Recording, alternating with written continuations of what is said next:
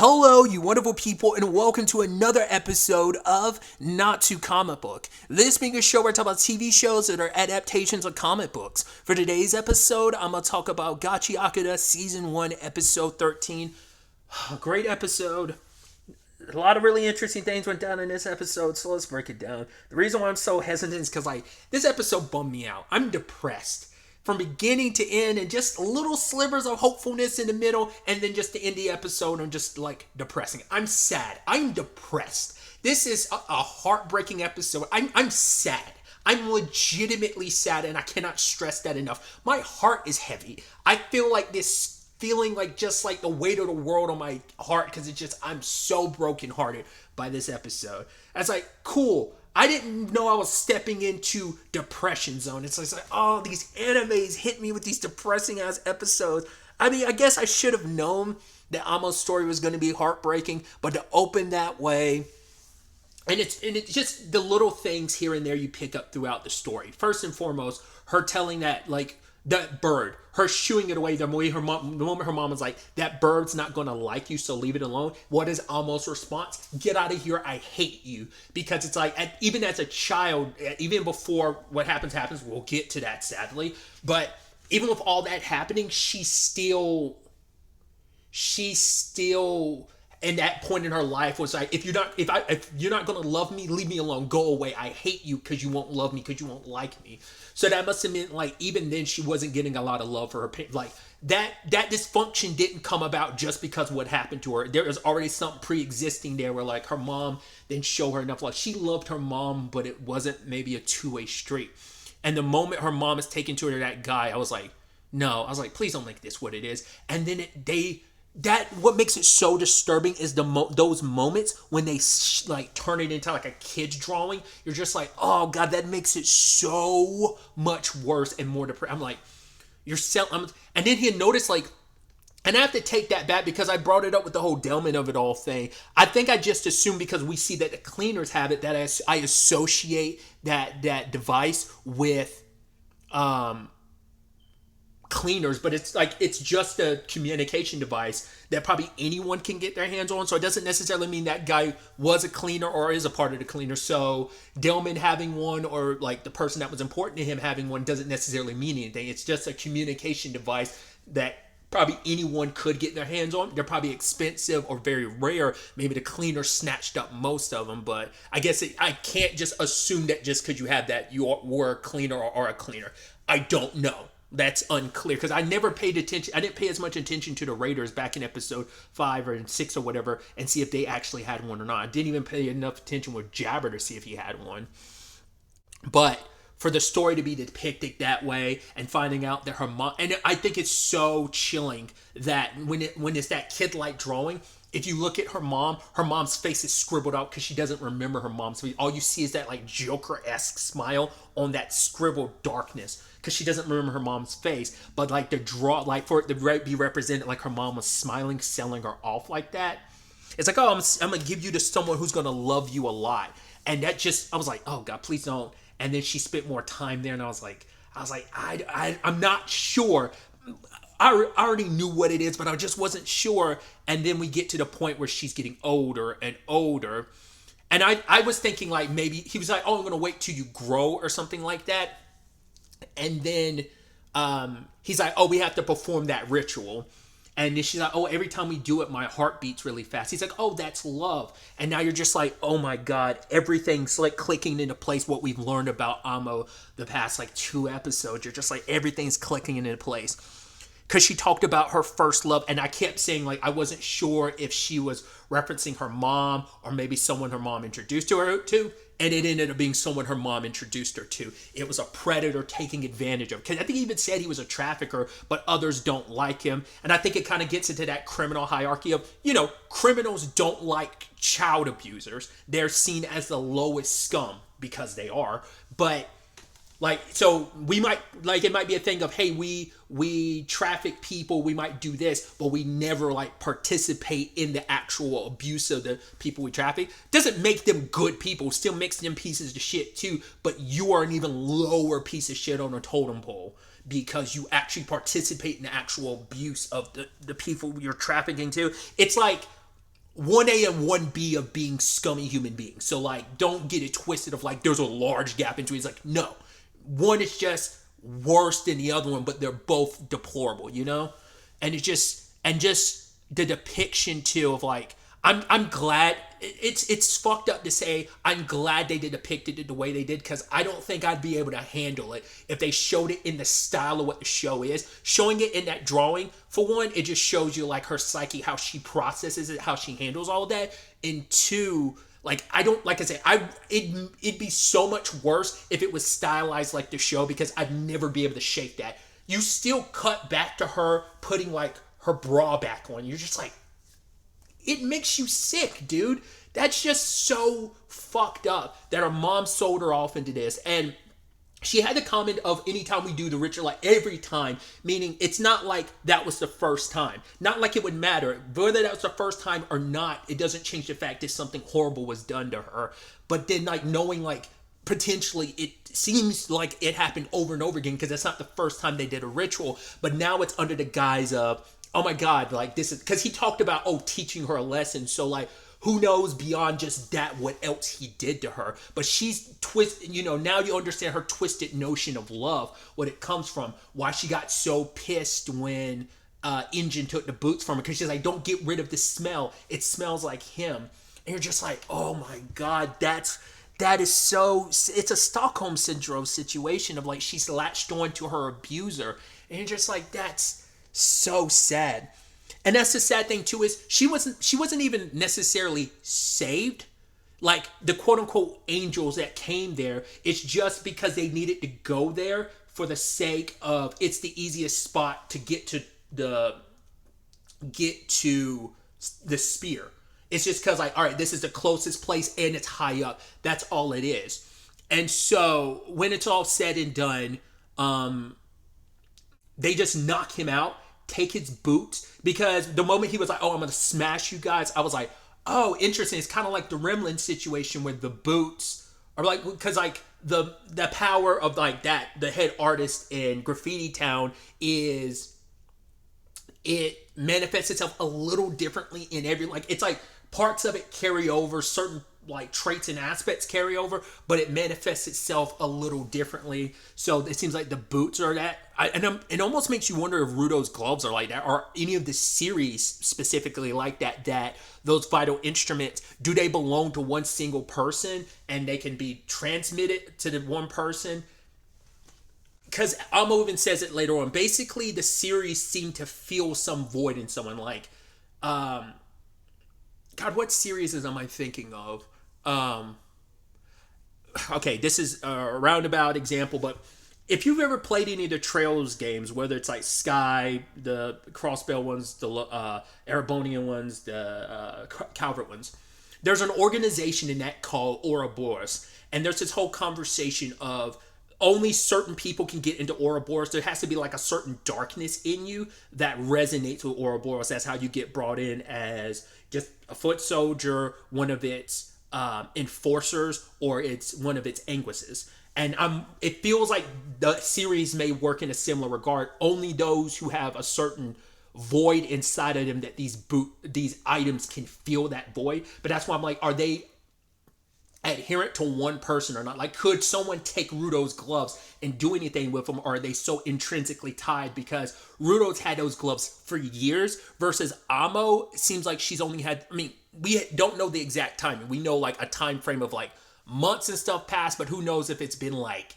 years or not. It's definitely been like months since, like, because she even says like, on like, it was like the angel came back a month ago, and that was like and that was after the angel was gone for a couple months, so it hasn't even been a full year yet. So she's only had the boots a couple months versus Rudo having his gloves for years. So I'm curious if that probably plays a role in the thing too, like if because a vital instrument is bound to the person, but as we see, there are rare cases like the remnant of it all where it can be passed on to someone else. Like I said, it changes and manifests itself a little differently, but because the guy who had it, we didn't see what his ability was, but the fact is he's saying, I'll smash you to the ground, sounds like that power, maybe it has similar constitutions to how Amo used it, but it's probably more like it changes to fit its person. Like I said, there was an in-depth complicated conversation about the remnant of it all, but like Amo's like abuse that she went through, like she associates like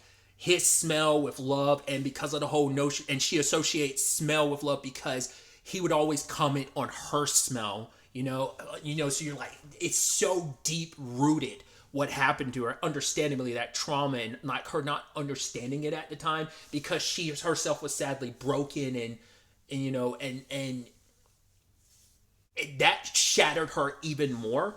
But like I said, the angels didn't save her. They left her. It's like, oh, just take these boots. So yeah, they stripped him of his power a little bit, but they could have done her a service and killed him, but they didn't. They left her with the boots, and they just left things as they were and then went on their way, because it's like, we're not here to save you. You're just a means in our way. Because I guess they would rather her have the boots because they feel like you're someone we can be apply to what we want, versus if we leave it with this guy, that's a whole other issue. So they just didn't trust him to keep the boots because he's so fucked and unstable, versus her being unstable, but she's something that's more malleable because she's looking at them like they know there's something, but maybe they also felt like there's something special about her. Because like he was obsessed with his boots, and I'm sure any giver is going to be obsessed with their vital instrument. But for it to resonate the way it did with Alma, like I said, the series vital instrument seems so special, and we just don't know the depths of like how that works and how that goes. But there's this moment where the person flies away and she's in awe, and the guy wakes up and he's like, no, give me back mine, and he's stomping on her and kicking her, and it's just like, what did I tell you about taking something that's not yours? Which even she calls out the irony, but she's like, you don't have anything either. Like, all this stuff here is stuff you took from other people, and let's not forget what he took from Mamo too. And it's just like, you disgust, like it just makes you feel icky.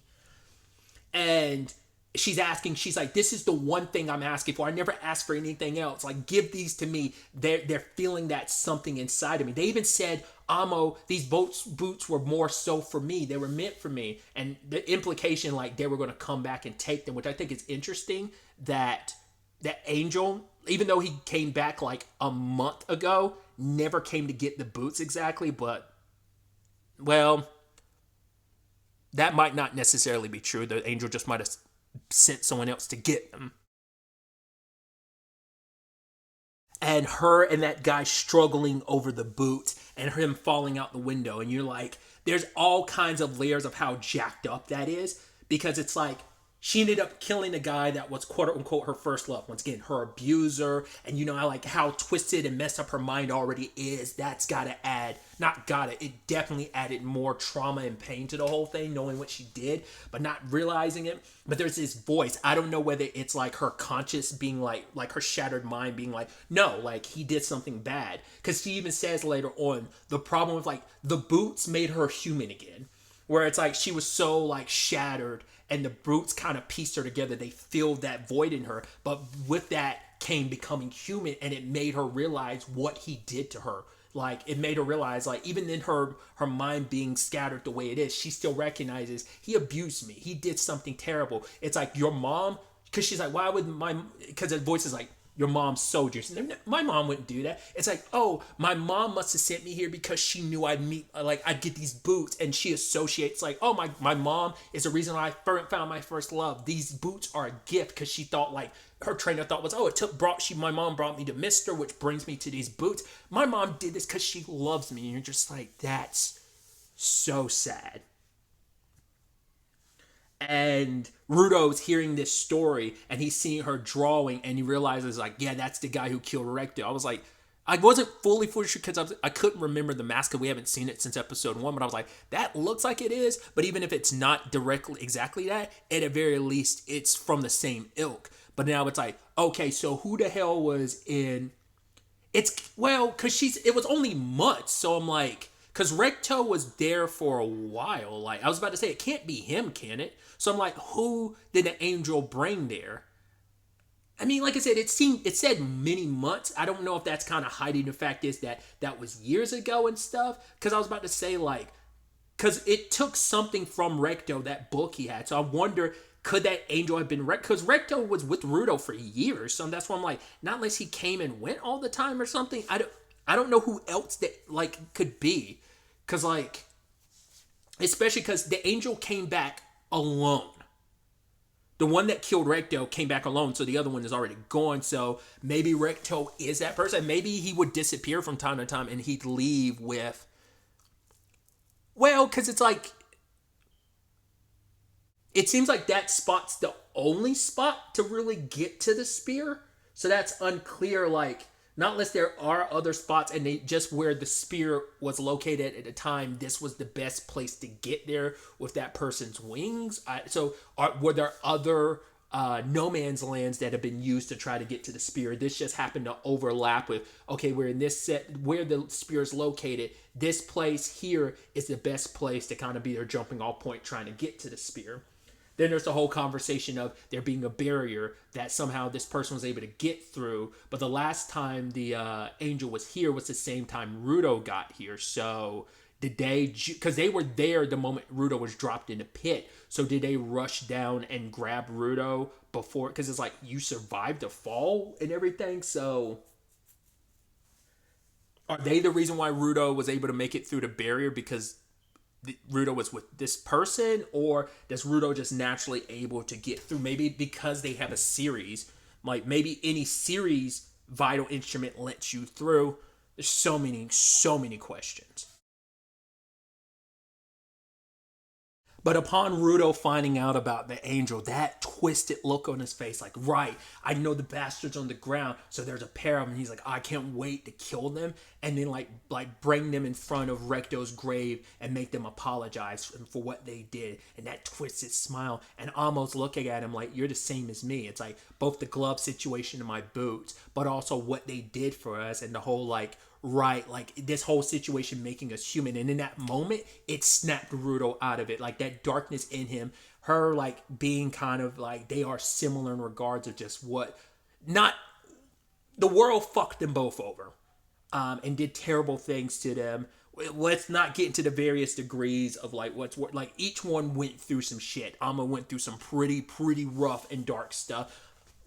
I just don't want to compare and contrast, but it's like they both went through some terrible stuff, but it's like, you probably would say like, no, Alma went through more, but they're kindred spirits in that regard. And for her to be the one with everything that went down, and she even says like, because she's like, you wanted to apologize to me for hitting me, but he's like, you don't have to. She's just kind of like, me, we're kind of no different from people, because people kind of like are quick to hit someone because of everything. I mean, I think she's also probably taking it from like the whole like, hey, you were supposed to love me, and here you are hitting me. The guy that abused her.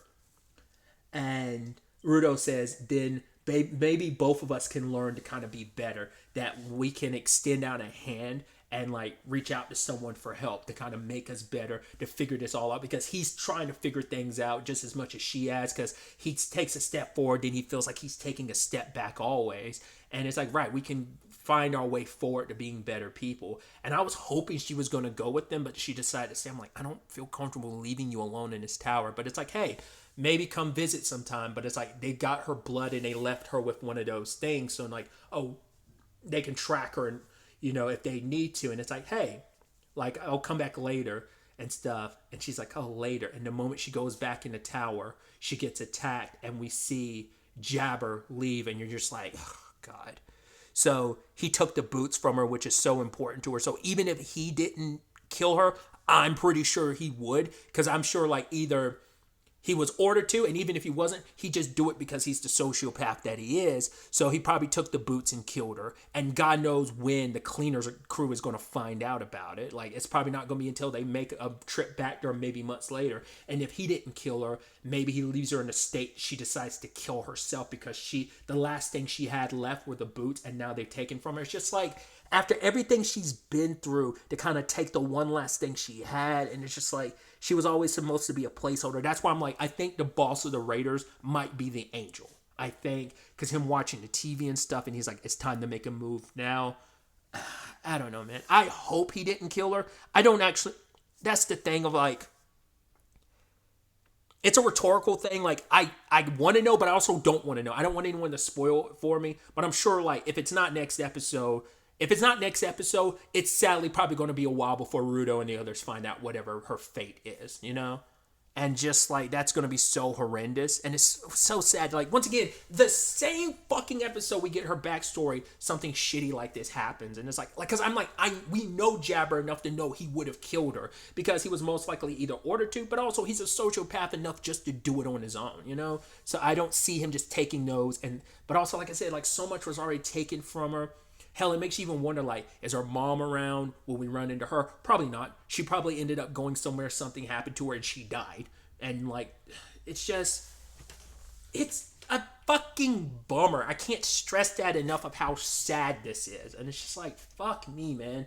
Cool. Thanks for fucking up my Sunday, Gachiakuta. Like, thank you so much. It's like, ugh, that's why I'm so picky and choosy about what I watch and when I watch.